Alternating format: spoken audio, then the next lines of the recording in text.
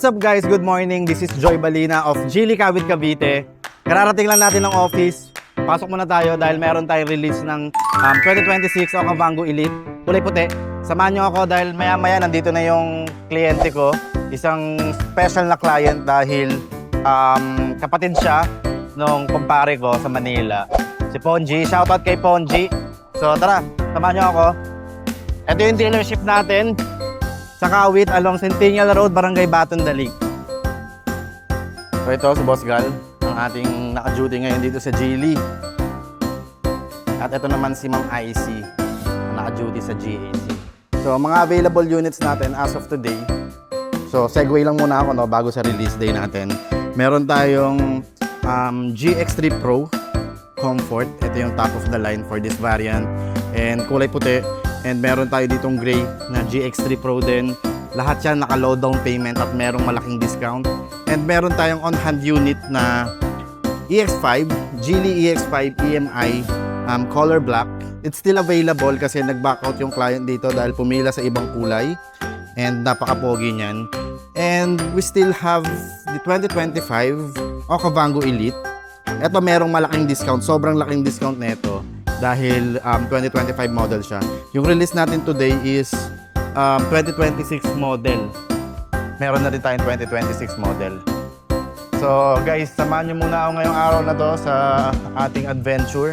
Pakita ko sa inyo mamaya yung unit. Mag-prepare lang ako ng mga kailangan kong docs.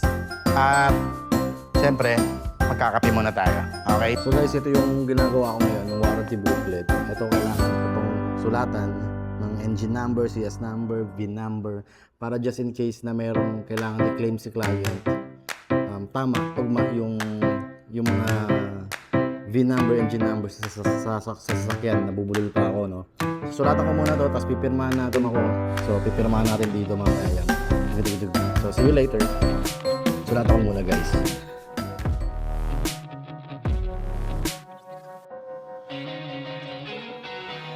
Sa releases talaga guys ng mga sasakyan, gustong-gusto nila yung ribbon as proof of success or another milestone.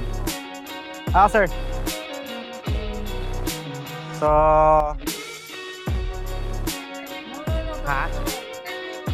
doon sa loob. Sa loob. Sa loob.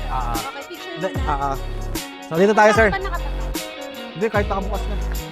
Dito ka, ma'am. Sir, dito ka. So, guys, magpipicture muna kami. Pinakita ko lang sa inyo yung mangyayari. Bye-bye!